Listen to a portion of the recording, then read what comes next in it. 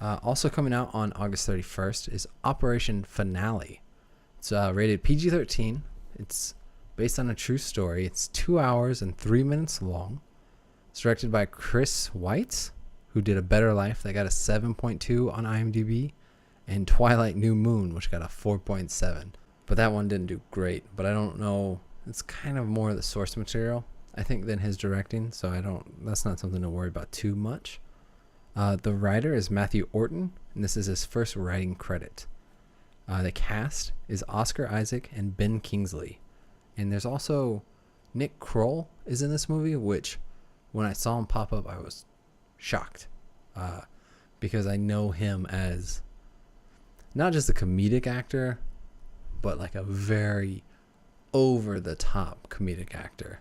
And he really seems to fit well into this story, at least based on the trailer. I really love this trailer. The cast is great. Oscar Isaac, Ben Kingsley, just them alone are phenomenal.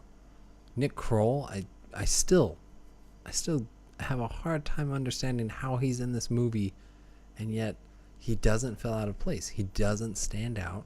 He seems like he is doing a solid job. And I'm not trying to take anything away from Nick Kroll. I just have never seen him in a role anywhere close to something this serious.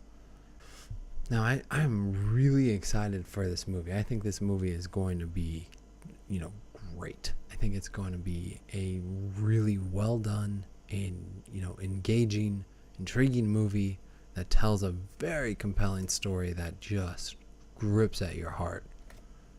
But with that being said, I do think this is one of those movies that you kind of have to do some emotional stretching before. You don't want to go out for a run without stretching first.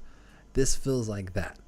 I feel like if you just jump into this movie kind of cold and not really in the mood to see something that's going to make you feel kind of sad, kind of bad, this is going to be rather depressing. If you don't go into it with that mentality, this might be a hard watch.